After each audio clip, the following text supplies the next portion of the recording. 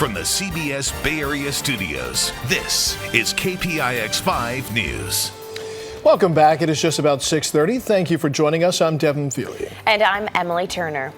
In San Jose, police say that a suspect killed by officers Thursday was carrying a fake gun. Officers responded to reports of an armed man in the city's Alum Rock area. When they confronted the suspect, police say it looked like he was reaching for a gun. That's when an officer opened fire. That officer is now on paid leave. Well, Fire Watch crews continue to make progress battling the Kincaid fire in Sonoma County. CAL FIRE says containment is now up to 70%. They expect full containment by this coming Thursday. The fire has destroyed 360 structures, including 174 homes. It has burned more than 77,000 acres, but CAL FIRE says it's no longer growing. Excuse me. In Southern California, the Maria fire keeps burning out of control in Ventura County. It began Thursday night and has burned more than 9,400 acres in the Santa Paula area with no containment so far. 8,000 people have been forced to evacuate. New developments in that Halloween shooting at a house party in Orinda. The Contra Costa County Sheriff says that a fifth victim has now died at the hospital. She is identified as 19-year-old Oceana Tompkins of Vallejo and Hercules. The other victims have been identified as Tion Farley of Antioch, Omar Taylor of Pittsburgh, Ramon Hill Jr. of San Francisco, Oakland, and Javin County of Sausalito and Richmond. They were all in their 20s. Search is on for a dangerous suspect in Fairfield. Police have found the man's car. They say he tried to use it to plow into police officers. It began yesterday afternoon along Dahlia Drive. Police tried to pull the man over in connection with a narcotics investigation, but rather than stop, they say he tried to mow them down.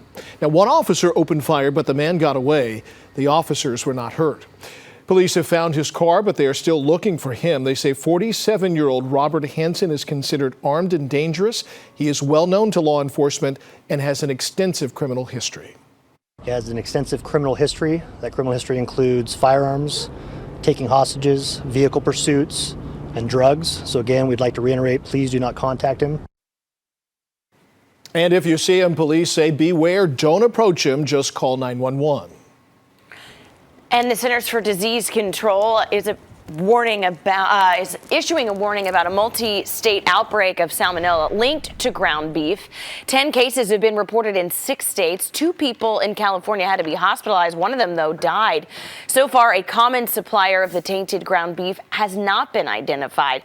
The CDC has not advised consumers, though, to stop eating thoroughly cooked ground beef, again, thoroughly cooked, or that retailers should stop selling it.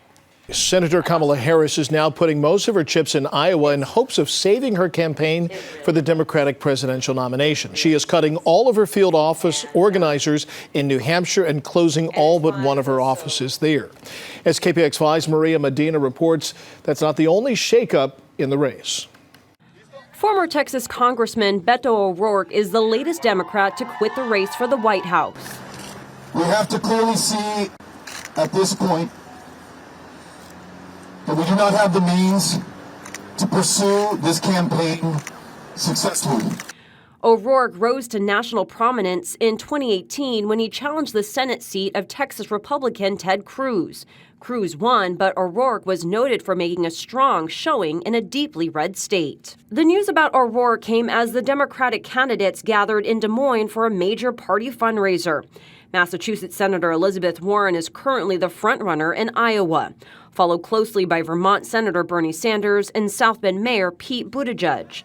Warren has been discussing her $20 trillion Medicare for All proposal. Our democracy has been hijacked by the rich and the powerful. This is a man who started his campaign based on hate and division. We need an agenda that speaks to the pain of so many of our working families. This is a moment where we need to fight for this country we love, for the rule of law, for our system of justice, and for our very democracy. The first votes in the 2020 presidential campaign will be cast just over 3 months from now in the Iowa caucuses on February 3rd. President Barack Obama will be in the Bay Area later this month for a Democratic fundraiser.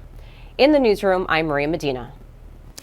And looking ahead, 9 Democrats have qualified for the next debate on November 20th, but only 4 have met the criteria for the December debate. And things are heating up in the district attorney's race here in San Francisco. 4 candidates are competing for the top prosecutor's job.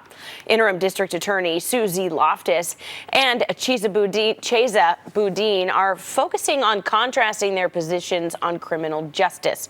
The 2 other candidates in the race are Nancy Tung and Leif Dodge. Meanwhile, London Breed is running for a full term as mayor of San Francisco. You'll remember she won a special election to serve out the term of the late Ed Lee. The election for those races is this coming Tuesday. California Governor Gavin Newsom and San Jose Mayor Sam LaCarta are taking aim at PG&E. Newsom says the state will be ready to take control of the embattled utility if it comes to that. And here's a look at Day of the Dead festivities in Mexico City. It's a tradition in which families remember their dead and celebrate the continuity of life. Local events are planned today in Hayward and San Mateo, as well as a 5K and 10K walk run along San Jose's Guadalupe River Trail. And it'll be a beautiful day for it. Taking a look at our 7-day forecast, sunny and 70 out there pretty much for everybody. It's absolutely going to be a gorgeous weekend and a gorgeous week. Take a look at that. Your temperatures remain nice and mild. I mean, this is exactly why we live in California, right? All the way through towards the end of the week. We might warm up a little bit at the end of the weekend, going into the beginning of the week. Then we begin to cool off a little bit. There will be changes next weekend eventually, but for the most part, you can just plan your outfits for the next 7 days, and they are going to be sunny, hopefully, also all the way to the weekend. So stable, like basically kind of mid to upper 70s the whole week. It's exactly what we needed after last week with the crazy wind warnings and the red flag warnings. I am going to take it and I will enjoy it. All right, well, it's time for us to call it a morning. Thank you so much for watching KPIX 5 News. We'll be right back here tomorrow morning at 6 o'clock. Enjoy.